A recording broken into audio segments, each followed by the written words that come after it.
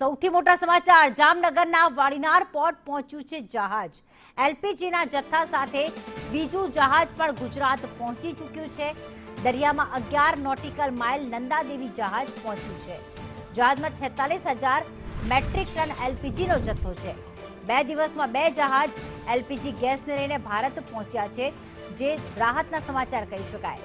જહાજ જે છે આ નંદાદેવી જહાજ જે છે ગુજરાતના જામનગરના વાડીનાર પોર્ટ ખાતે પહોંચ્યું છે।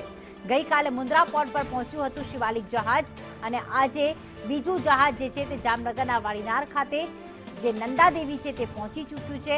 92,700 મેટ્રિક ટન જેટલો ગેસનો અંદર જથ્થો છે, જેના કારણે સમગ્ર દેશમાં જે એલપીજીનું સંકટ સર્જાયું છે તેમાં ઘણા અંશે રાહત મળશે। વધુ એક જહાજ જે છે ગેસનો જથ્થો લઈને ગુજરાતમાં પહોંચી ચૂક્યું છે। ઈરાનને હોર્મુઝ સ્ટ્રેટથી નીકળેલું આ જહાજ જે છે ગઈકાલે મુન્દ્રા પોર્ટ પર પહોંચ્યું। આજે બીજું જહાજ જે છે તે વાડીનાર પોર્ટ ખાતે પહોંચ્યું।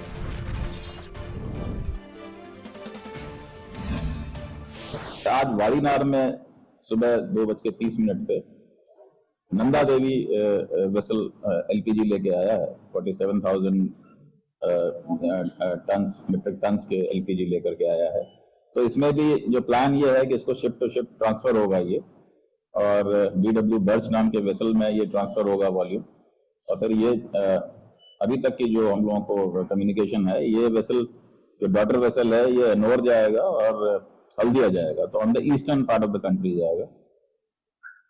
जो पोर्ट का इसमें रोल है, जो वाड़ीनार का रोल है और एज अ पोर्ट जो हम लोगों को काम करना है इसमें, वो हम लोगों का इसका फैसिलिटेशन का काम है कि एफिशिएंटली ये ऑपरेशन हो जाए। शिप टू शिप ऑपरेशन एक स्टैंडर्ड ऑपरेशन है जो यहाँ पे वाड़ीनार में होता रहा है, तो कोई मतलब पहली बार नहीं हो रहा है, ये रेगुलर प्रैक्टिस है जो हम लोग करते रहे हैं।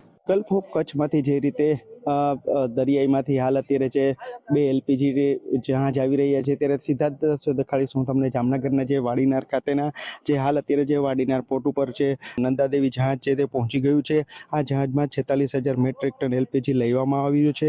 2 દિવસની વાત કરીએ તો 2 દિવસમાં 2 જહાજ એલપીજી ગેસ લઈને ભારત પહોંચી ગયા છે। ખાસ કરીને વાત કરીએ તો હાલ જે એલપીજીની જે આંશિક અછત વર્તાઈ રહી છે, ત્યારે લોકોમાં પણ એક ખુશીનો માહોલ જોવા મળ્યો છે।